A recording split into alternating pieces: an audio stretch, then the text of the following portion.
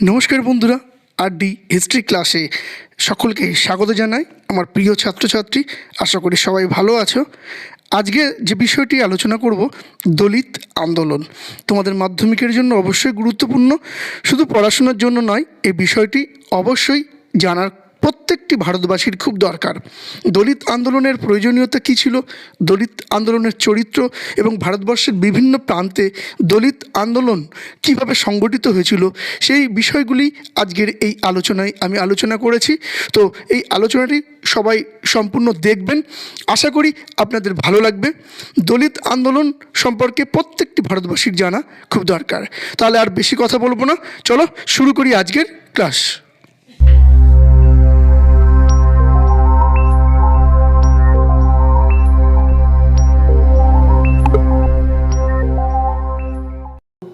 চারজনের ছবি এখানে আমি দিয়েছি।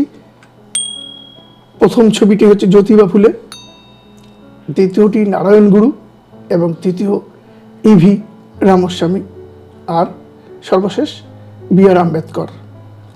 এই চারজন, এছাড়াও হরিচাঁদ গুরুচাঁদ ঠাকুরের একটা ভূমিকা ভারতবর্ষের বিভিন্ন প্রান্তে দলিত আন্দোলনের সম্পর্কে খুব প্রাসঙ্গিক বিষয়, জানা খুব দরকার তোমাদের, কারণ ভারতবর্ষের রাজনীতিতে একটি গুরুত্বপূর্ণ ভূমিকা সেই সময় নিয়েছিল সেই বিষয়টি। চলো প্রথমে জেনে নেব যে দলিত আন্দোলন কি।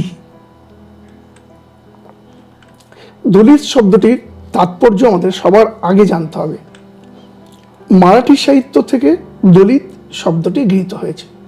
ব্যুৎপত্তিগতভাবে দলন থেকেই দলিত কথাটি এসেছে। এর অর্থ হলো দমন করা বা বলপূর্বক দমিয়ে রাখা। দলিত বলতে বোঝায় সেই সব মানুষকে যারা নিপীড়িত, মর্দিত, পিষ্ট ও দমিত। ভারতীয় হিন্দু সমাজ ব্যবস্থায় এক অধিকারহীন, পিছিয়ে পড়া, অনুন্নত সম্প্রদায় দলিত নামে পরিচিত। উচ্চবর্ণের মানুষের দ্বারা এরা ছিল অবহেলিত, পদদলিত। আর্থসামাজিক, রাজনৈতিক, ধর্মীয় ও সাংস্কৃতিক দিক থেকে এরা বঞ্চনার শিকার হয়েছিল।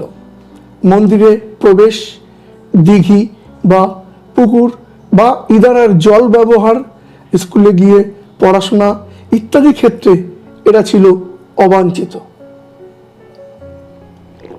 অর্থাৎ এই শব্দটির তাৎপর্য তোমাদেরকে জানতে হবে। এদের জীবন, এদের দুঃখ দুর্দশার কাহিনী, আজ এই বিষয়টি আজকের আলোচনার মূল প্রাসঙ্গিক বিষয়। যে তারা আর্থসামাজিকভাবে, রাজনৈতিকভাবে, ধর্মীয়ভাবে বঞ্চনার শিকার যেমন হয়েছে, পাশাপাশি সামাজিক ক্ষেত্র, ধর্মীয় ক্ষেত্রে তাদের প্রবেশ নিষেধ ছিল এবং বিদ্যালয়ের পঠন পাঠনও তারা সাধারণ মানুষদের সঙ্গে পাশাপাশি গ্রহণ করতে পারত না। গান্ধীজি এই শ্রেণীর মানুষকে, দলিত শ্রেণীর মানুষকে হরিজন আখ্যা দিয়েছেন। Doctor B R. আম্বেদকর ছিলেন এদের নেতা। ভারতবর্ষের বিভিন্ন প্রান্তে এই দলিত আন্দোলন বিভিন্ন নামে পরিচিত ছিল। কেরলে নাম ছিল এজাহারা, তামিলনাড়ুতে নাদার, মহারাষ্ট্রে মাহার, দিল্লিতে বাল্মীকি, পাঞ্জাব, উত্তরপ্রদেশ, ছত্তিশগড়ে চামার, বাংলায় নমশূদ্র ও সরকারি পরিভাষায় বর্তমানে বলা হয় তপশিলি ভুক্ত, তপশিলি জাতিভুক্ত, এসসি এসটি যে শ্রেণীর মানুষ তাদেরকে বলা হচ্ছে সরকারি পরিভাষাতে। তো চলো এই চিত্রটি আমরা একবার দেখে নিই যে ভারতবর্ষের বিভিন্ন প্রান্তে কোথায় কিভাবে তাদের চিহ্নিত করা হতো। এই যে ভারতবর্ষের মানচিত্র তোমরা দেখতে পাচ্ছ। কেরালায় তাদের নাম ছিল কি? এজাহারা। তামিলনাড়ুতে ছিল নাদার, মহারাষ্ট্রে নাম ছিল মাহার, পশ্চিমবঙ্গে নাম ছিল নমশূদ্র, দিল্লিতে নাম ছিল বাল্মীকি, ছত্তিশগড়, উত্তরপ্রদেশ, পাঞ্জাব এখানে নাম ছিল চামার। এই ভারতবর্ষের মূলত এই চিত্রটি বিভিন্ন অঞ্চলে এক একটি অঞ্চলে এদের এক একটি নামে ভূষিত করা হয়েছিল এবং সেই শ্রেণীর মানুষদেরকে ঐক্যবদ্ধভাবে তারা ভারতবর্ষে তাদের অধিকারের জন্য তারা আন্দোলন করেছিল। তো সেই আন্দোলনগুলোই আমরা জেনে নেব যে ভারতবর্ষের বিভিন্ন প্রান্তে যে আন্দোলনগুলো সংগঠিত হয়েছিল। তার আগে আমরা আজকের যে বিষয় যে আলোচনা করব, সেই আলোচনা থেকে আমরা কি কি জানতে পারবো একবার দেখে নিই। কি জানতে পারবো? দলিত কথার অর্থ, ভারতে দলিত আন্দোলনের ইতিহাস, ভারতের বিভিন্ন রাজ্যে দলিতদের অবস্থান, দলিত আন্দোলনের নেতৃত্বদের সম্পর্কে জানতে পারব, দলিত আন্দোলনের চরিত্র বৈশিষ্ট্য সম্পর্কে জানতে পারব, দলিত অধিকার বিষয়ে গান্ধী আম্বেদকরের বিতর্ক সম্পর্কে আমরা জানব। এই বিষয়গুলোর উপরেই মূলত আমাদের আজকের আলোচনা। তো ওই জন্য পুরোটাই দেখবে এবং পরীক্ষার জন্য শুধু নয়, এই বিষয়টি প্রত্যেকটি ভারতবাসীর জানা খুব দরকার। যে আমরা মাঝে মাঝে বিতর্ক করি যে এসসি এসটি সংরক্ষণের প্রয়োজনীয়তা আছে কি না নেই, এই বিতর্ক আমরা রাস্তাঘাটে বিভিন্ন সময় দেখতে পারি। তার আগে আমাদের একটু জানা দরকার যে এই শ্রেণীর মানুষদের সংগ্রামের কাহিনীটাও আমাদের একবার জেনে নেওয়া দরকার। তো ভারতবর্ষের বিভিন্ন প্রান্তে দলিত আন্দোলনের চিত্রগুলো সম্পর্কে আমরা একটু দেখে নেব। হিন্দু ধর্মে 4টি বর্ণ আছে: ব্রাহ্মণ, ক্ষত্র, বৈশ্য ও শূদ্র। মনু সংহিতাতে অনুযায়ী শূদ্র বর্ণের নিচে সমাজের আর এক শ্রেণীর মানুষ আছে, তারা হলো দলিত। মনু সংহিতায় বলা হয়েছে দলিতরা হলো দস্যু, তারা গাছতলা বা কবরস্থানের পাশে বসবাস করে, তাদের সম্পত্তি হলো কুকুর ও গাধা, তারা লোহার গহনা পরে, ধার্মিক ব্যক্তি তাদের সংস্পর্শে আসে না, তাদের সঙ্গে উচ্চবর্ণের কেউ যোগাযোগ রাখলে তাকে মৃত্যুদণ্ড দেওয়া হবে। এই ছিল মনু সংহিতার উদ্ধৃতি। বুঝতেই পারছো যে হিন্দু ধর্মের একটি ধর্মগ্রন্থে দলিতদের সম্পর্কে কি চিন্তা ভাবনা ছিল। তো দলিতরা মনু সংহিতার বিধানের সর্বতভাবে বিরোধী ছিল। অর্থনৈতিক, সামাজিক ও ধর্মীয় অধিকার থেকে দলিতরা বঞ্চিত ছিল। অর্থাৎ মন্দিরে প্রবেশ, পুকুর জলাশয় ব্যবহার, বিদ্যালয়ে লেখাপড়া, সামাজিক মেলামেশার ক্ষেত্রে দলিতরা বঞ্চিত ছিল। দলিতদের মধ্যে উল্লেখযোগ্য ছিল মধ্য ভারতের মাহার সম্প্রদায়, দক্ষিণ ভারতের ইজাভা ও পুলায়া সম্প্রদায় এবং বাংলার নমশূদ্র সম্প্রদায়। দিল্লিতে বাল্মীকি, পাঞ্জাব, উত্তরপ্রদেশ, ছত্তিশগড়ের চামান নামে খ্যাত ছিল। আমরা আগেই মানচিত্রের মধ্য দিয়ে তোমাদের কিন্তু এই চিত্রগুলো আমি দেখিয়েছি। এবার আমরা মূল বিষয়ে প্রবেশ করব। আমরা দলিত আন্দোলনের নেতৃত্বদের সম্পর্কে খুব ভালো করে জেনে নেব। ছবিটি দিচ্ছ দক্ষিণ ভারতেরই একজন দলিত আন্দোলনের নেতৃত্ব জ্যোতিবা ফুলে। 19 শতকের শেষ দিকে মহারাষ্ট্রের বিভিন্ন প্রান্তে জ্যোতিবা ফুলের নেতৃত্বে ধারাবাহিকভাবে বর্ণপ্রথা বিরোধী আন্দোলন শুরু হয়েছিল। তার সহধর্মিণী সাবিত্রীবাই তার সংস্কার আন্দোলনের একান্ত সহযোগী ছিলেন।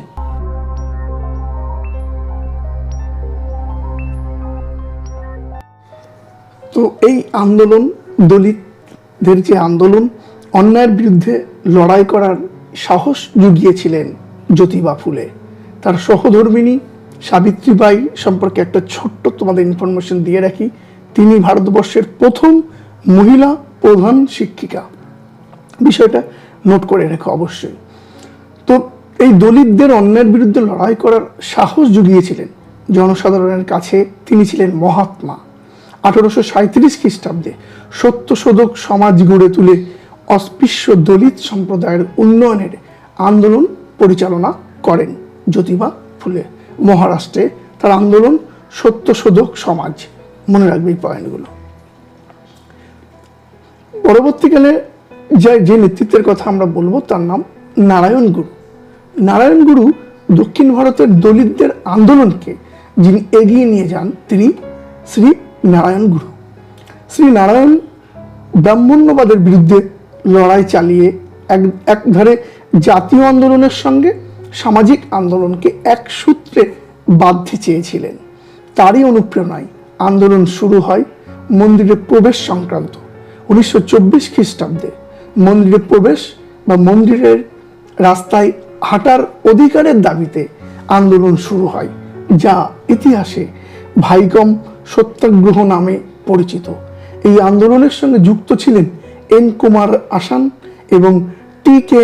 মাধবন প্রমুখ। এইভাবে গড়ে উঠেছিল মন্দিরে প্রবেশাধিকার আন্দোলন। বুঝতেই পারছ, শ্রী নারায়ণ গুরুর আন্দোলন জাতীয় আন্দোলনের সঙ্গে সামাজিক আন্দোলনকে তিনি যুক্ত করতে চেয়েছিলেন।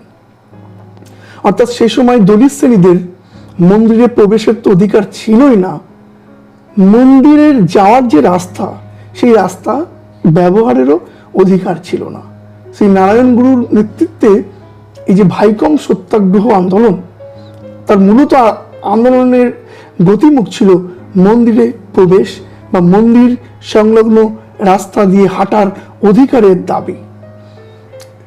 তো এটা মনে রাখবে, শ্রী নারায়ণ গুরু ভাইকম সত্যাগ্রহ আন্দোলন। এরপরে যার কথা বলবো তামিলনাড়ুর একজন কংগ্রেসের নেতৃত্ব ই.ভি. রামাস্বামী নাইকার। 1925 খ্রিস্টাব্দে কংগ্রেস নেতা ই.ভি. রামাস্বামী নাইকার হিন্দু ধর্ম ও ব্রাহ্মণ্যতন্ত্রের বিরুদ্ধে প্রতিবাদ জানান। দলিত শ্রেণীর জন্য সামাজিক সমতার ও সম অধিকার দাবি করেন। তিনি মূলত তামিলনাড়ুতে গড়ে ওঠা এই আন্দোলনের নাম দেন আত্মমর্যাদা আন্দোলন বা সেলফ রেসপেক্ট। 1925 খ্রিস্টাব্দে আত্মমর্যাদার যে আন্দোলন ছিল মূলত ব্রাহ্মণ বিরোধী আন্দোলন। এই আন্দোলনের ক্রমশ উগ্র রূপ ধারণ করে। জাস্টিস পার্টি ব্রাহ্মণতন্ত্রের আধিপত্যের বিরুদ্ধে দলিত সম্প্রদায়কে ঐক্যবদ্ধ করার চেষ্টা করে। অর্থাৎ ই.ভি. রামস্বামী নাইকারের আন্দোলনের মূল লক্ষ্য ছিল হিন্দু ধর্ম ও ব্রাহ্মণদের একচ্ছত্র আধিপত্যের বিরুদ্ধে। এই আন্দোলনের নাম হচ্ছে সেলফ রেসপেক্ট মানে আত্মমর্যাদার জন্য আন্দোলন। এরপর যার কথা বলবো তোমরা সকলেই তার নাম জানো, বি.আর. আম্বেদকর।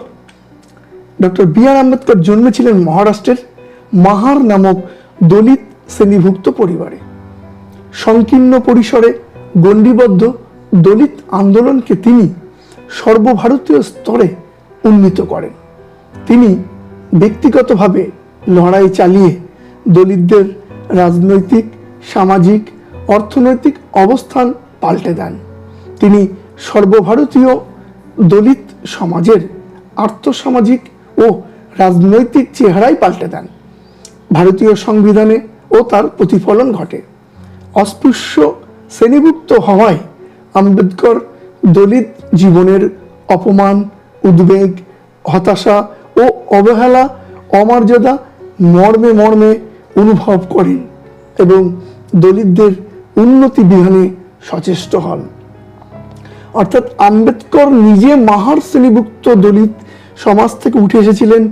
তার যে সংগ্রাম, তার জীবনের প্রতিটা ক্ষেত্রে তিনি যেভাবে লাঞ্ছিত, অপমানিত, অবহেলিত হয়েছে, তিনি তার উপলব্ধি দিয়ে তার আন্দোলনকে পরিচালিত করেছিলেন।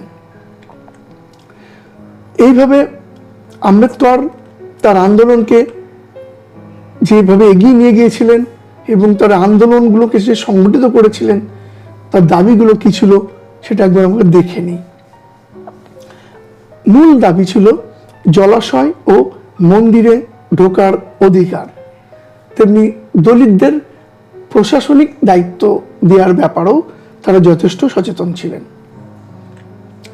1927 খ্রিস্টাব্দে আম্বেদকর এর অনুগামী তাদের প্রথম রাজনৈতিক সম্মেলনে মনুসংহিতি বা মনুস্মৃতি পোড়ানোর মাধ্যমে হিন্দু ধর্মের সঙ্গে তাদের বিচ্ছেদের কথা জানায়। 1920 দশক থেকে আম্বেদকর মাহারদের নিয়ে একটি স্বতন্ত্র আন্দোলন গড়ে তোলেন। 1931 খ্রিস্টাব্দে ভোটাধিকারকে কেন্দ্র করে গান্ধীজির সঙ্গে বিতর্ক হয়, যা গান্ধী আম্বেদকর বিতর্ক নামে খ্যাত। 1932 খ্রিস্টাব্দে গান্ধী আম্বেদকরের মধ্যে পুনা চুক্তির মধ্য দিয়ে এই বিতর্কের অবসান ঘটে। পুনা চুক্তি আম্বেদকরের মনোপুত না হয় তিনি কংগ্রেসের সঙ্গে দূরত্ব বজায় রাখার জন্য আলাদা পার্টি তৈরি করেন, যার নাম দেন ইন্ডিপেন্ডেন্ট লেবার পার্টি। পরবর্তীকালে তিনি ভারতের দলিতদের স্বার্থ রক্ষার জন্য 1942 খ্রিস্টাব্দে সর্বভারতীয় তপশিলি ফেডারেশন গঠন করেন। বুঝতেই পারছো তার দাবিগুলো। বিতর্ক, সারা ভারতের দলিতদেরকে সংগঠিত করার জন্য ইন্ডিপেন্ডেন্ট লেবার পার্টি 42-এ তপশিলি ফেডারেশন গঠন করেন। অর্থাৎ আম্বেদকর তার জীবদ্দশায় দলিতদের জন্য ভারতবর্ষের সব থেকে গুরুত্বপূর্ণ ভূমিকা তিনি গ্রহণ করেছিলেন। এবার আমরা পশ্চিমবঙ্গের 19 শতকে ভারতবর্ষের যে দলিত সম্প্রদায়ের নেতৃত্বে তাদের আর্থসামাজিক অধিকার অর্জনের যে সংগ্রাম শুরু হয়েছিল তার প্রভাব আমাদের বাংলায় পড়েছিল। বাংলায় এই আন্দোলন নমশূদ্র বা চণ্ডাল বা মতুয়া আন্দোলন নামেই পরিচিত। শ্রী হরিচাঁদ ঠাকুর নমশূদ্রদের মধ্যে আত্মমর্যাদা সৃষ্টির জন্য তার শিষ্যদের মতুয়া নামে অভিহিত করেন এবং তিনি ব্রাহ্মণ, জমিদার, পুরোহিত শ্রেণীর অবিচার ও শোষণের বিরুদ্ধে সোচ্চার হন। হরিচাঁদ ঠাকুরের সুযোগ্য পুত্র গুরুচাঁদ ঠাকুর পরবর্তীকালে এই আন্দোলনকে সর্বভারতীয় স্তরে নিয়ে গিয়েছিলেন। তিনি প্রথম চণ্ডালদের নাম পরিবর্তন করে নমশূদ্র রাখার দাবি জানান। 1911 খ্রিস্টাব্দে তার এই দাবি জনগণনায় স্বীকৃতি লাভ করে। পরবর্তীকালে বাংলায় নমশূদ্রদের নিয়ে বিভিন্ন মাত্রার রাজনৈতিক আন্দোলন গড়ে তুলেছিলেন যোগেন্দ্রনাথ মণ্ডল। অর্থাৎ ভারতবর্ষের প্রেক্ষাপটে বাংলাতেও দলিত আন্দোলন নমশূদ্রদের নেতৃত্বে হরিচাঁদ গুরুচাঁদ ঠাকুরের নেতৃত্বে সংগঠিত হয়েছিল। এই আন্দোলনের মূল লক্ষ্য ছিল কিন্তু জমিদারদের এবং পুরোহিত শ্রেণীর অবিচার ও শোষণের বিরুদ্ধে। যদিও এই আন্দোলনকে মূলত গুরুচাঁদ ঠাকুর সর্বভারতীয় স্তরে পৌঁছে দিয়েছিলেন, পরবর্তীকালে যোগেন্দ্রনাথ মণ্ডল এই আন্দোলনকে আরো উন্নত মাত্রায় পৌঁছে দিয়েছিল। এভাবে আমরা ভারতবর্ষের বিভিন্ন প্রান্তে সংক্ষিপ্তভাবে দলিত আন্দোলনগুলোকে আলোচনা করলাম। এবার জেনে নেব দলিত আন্দোলনের চরিত্র ও বৈশিষ্ট্য। ব্রিটিশ সাম্রাজ্যবাদ তাদের উদারপন্থী মানসিকতা দ্বারা অবদমিত ও অনুন্নত শ্রেণীর উন্মেষের পথ খুলে দিয়েছিল, যার ফলশ্রুতি তাদের আন্দোলনের পথে পরিচালিত করেছিল। দলিত আন্দোলন ছিল উচ্চবর্ণের বিরুদ্ধে অস্পৃশ্যদের জেহাদ ঘোষণা এবং তা ব্রিটিশ শাসনকালেই প্রথম দেখা যায়। প্রথম দিকে আন্দোলনের লক্ষ্য ছিল অস্পৃশ্যতা বিরোধিতা, কিন্তু পরবর্তীতে আন্দোলনগুলি অর্থনৈতিক ও রাজনৈতিক লক্ষ্যে পরিচালিত হয়। ভারতীয় সমাজ ব্যবস্থায় দলিত আন্দোলন একটি প্রধান গণতান্ত্রিক আন্দোলন হিসেবে গণ্য হয়। বুঝতে পারছি যে আন্দোলন কিন্তু উচ্চবর্ণের বিরুদ্ধে, তাদের যে অস্পৃশ্যতা তার বিরুদ্ধে জেহাদ ঘোষণা ছিল এই আন্দোলন। এই আন্দোলনের প্রেক্ষাপট কিন্তু ব্রিটিশ আমলেই তৈরি হয়েছিল, কারণ ব্রিটিশদের উদারপন্থী মানসিকতার দ্বারাই এই আন্দোলন হওয়ার রাস্তা তৈরি করে দিয়েছিল। এই আন্দোলন ভারতীয় সমাজ ব্যবস্থার কিন্তু একটি চপটাঘাত বলা যেতে পারে। এই আন্দোলনের চরিত্রগুলো শুধু পড়লে হবে না, তোমাকে অনুভব করতে হবে যে কোন পরিস্থিতিতে কোন প্রেক্ষাপটে আন্দোলন তৈরি হচ্ছে।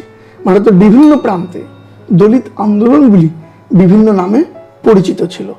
মহারাষ্ট্র, পাঞ্জাবের যে দলিত আন্দোলন, উত্তরপ্রদেশ মূলত হিন্দু আন্দোলন, আর তামিলনাড়ুতে ছিল আদি দ্রাবিড় আন্দোলন, এবং বাংলায় এটি নমশূদ্র আন্দোলন। অর্থাৎ পাঞ্জাবে মহারাষ্ট্রে দলিত, উত্তরপ্রদেশে আদি হিন্দু, তামিলনাড়ুতে আদি দ্রাবিড়, বাংলায় নমশূদ্র আন্দোলন হিসেবে পরিচিত ছিল। মানে এই চরিত্রটা এরকমই ছিল। গান্ধীজির হরিজন আন্দোলনের উদ্দেশ্য ছিল অস্পৃশ্যতা দূরীকরণ ও দলিত উন্নয়নে গঠনমুখী কর্মসূচি প্রণয়ন। তিনি দলিতদের হিন্দু সমাজের অংশ হিসেবে প্রতিপন্ন করেন এবং তাদের জাতীয় আন্দোলনে যুক্ত করার চেষ্টা করেন। অর্থাৎ গান্ধীজি আন্দোলন দলিতদেরকে হিন্দু সমাজের বাইরে না, হিন্দু সমাজের অন্তর্ভুক্ত ধরে নিয়েই তিনি তার আন্দোলনকে সংগঠিত করেছিলেন।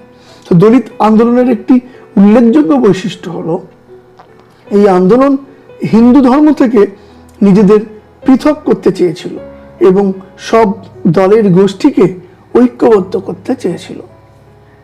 মানে গান্ধীজি চেষ্টা করেছিল আন্দোলনকে হিন্দুদের মধ্যে রাখতে, আম্বেদকর চেষ্টা করেছিল আন্দোলনটাকে হিন্দু সমাজের বাইরে নিয়ে আসতে। কারণ এই দলিতদের উপরে সব থেকে বেশি নির্যাতন বা অত্যাচার বা বঞ্চনা করেছে হিন্দু ধর্মেরই 4টে শ্রেণী। তো এইভাবে যে দলিত আন্দোলনের যে চরিত্র, এখান থেকে গান্ধীজি ও আম্বেদকরের মধ্যে বিতর্ক সূত্রপাত হবে। গান্ধীজির জীবনের অন্যতম লক্ষ্য ছিল অস্পৃশ্যতা সমস্যার সমাধান করা। তিনি অস্পৃশ্য দলিত সম্প্রদায়কে হরিজন বা ঈশ্বরের আপনজন আখ্যা দিয়েছিলেন। তিনি তার বিভিন্ন রচনায় বারবার হরিজন শব্দটি ব্যবহার করেছেন। ডক্টর আম্বেদকর গান্ধীজির হরিজন শব্দ ব্যবহারের বিরোধিতা করেছেন। যখন মুম্বাই আইনসভায় হরিজন শব্দটিকে আইনগত স্বীকৃতি দিতে বিল পেশ করা হয়, তখন আম্বেদকর তার বিরোধিতা বা সমালোচনা করেছিলেন। তিনি বলেছিলেন যে হরিজন শব্দের দ্বারা অস্পৃশ্যতার একটি সুমিষ্ট নামকরণ করার চেষ্টা হচ্ছে।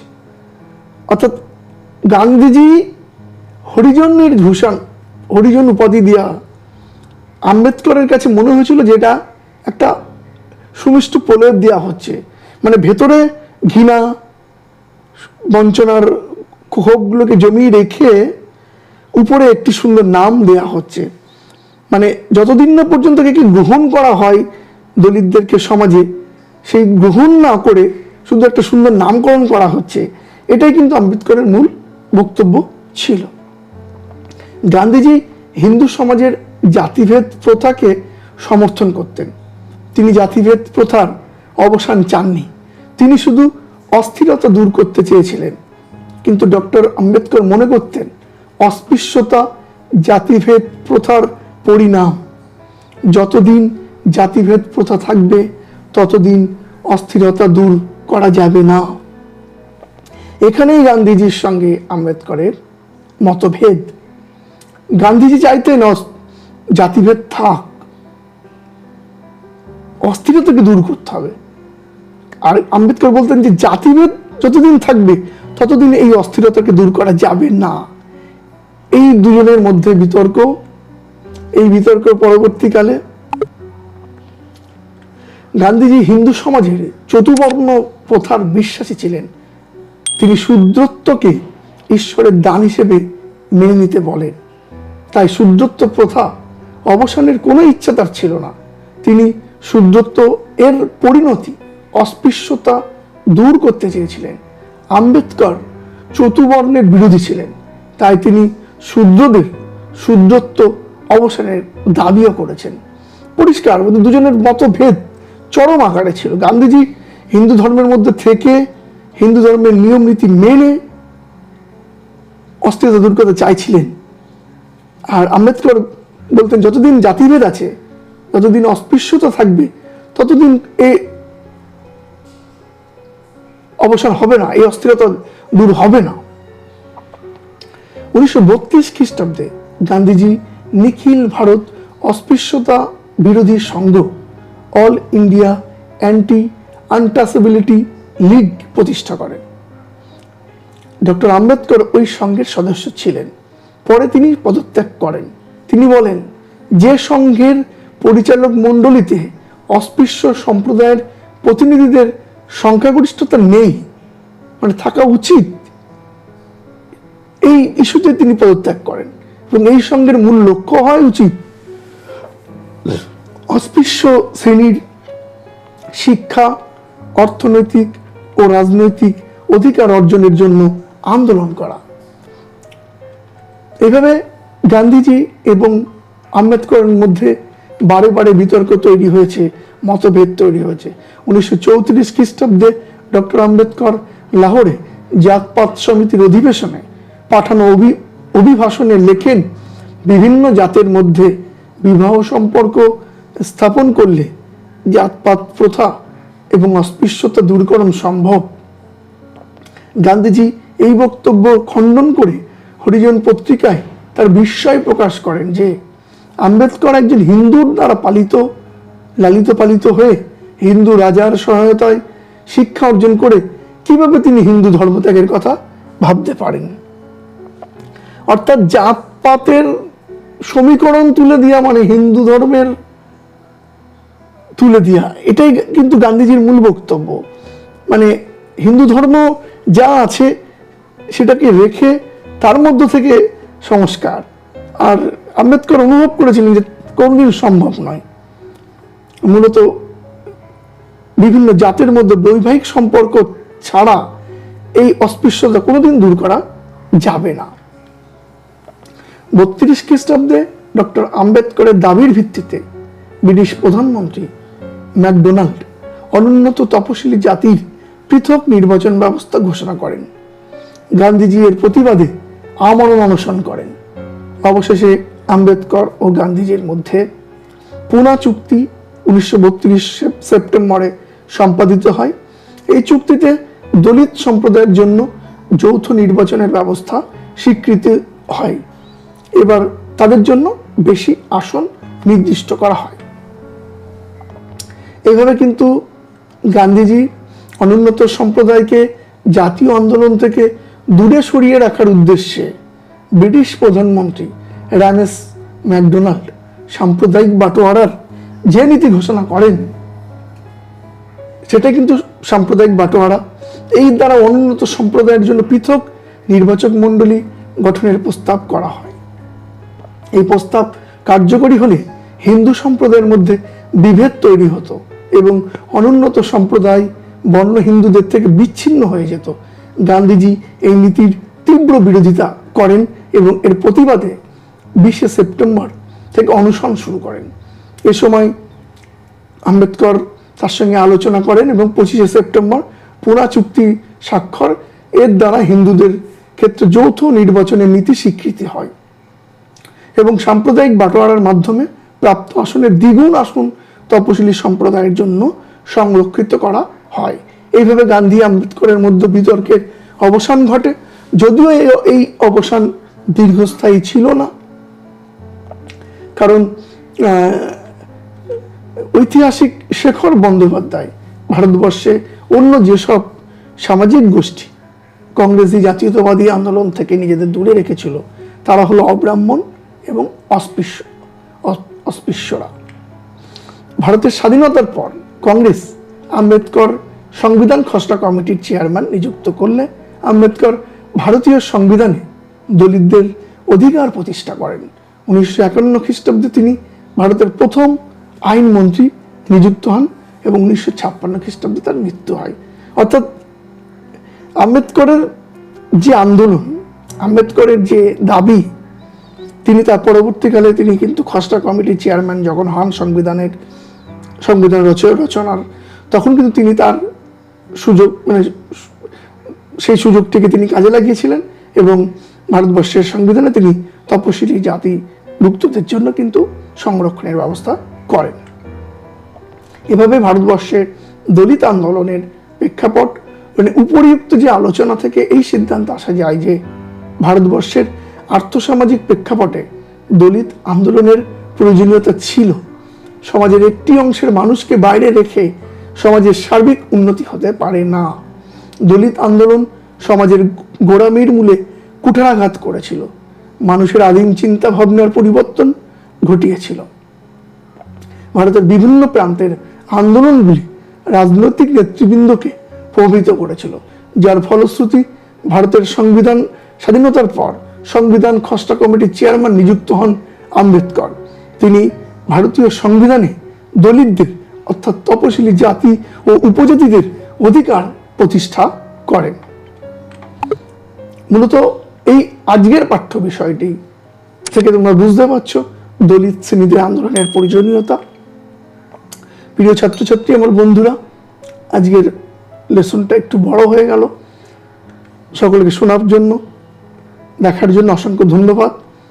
যদি ভালো লাগে অবশ্যই চ্যানেলকে সাবস্ক্রাইব করে পাশে থেকো এবং পরবর্তী ক্লাসের নোটিফিকেশন পেতে অবশ্যই বেল আইকনটি ক্লিক করে দিও।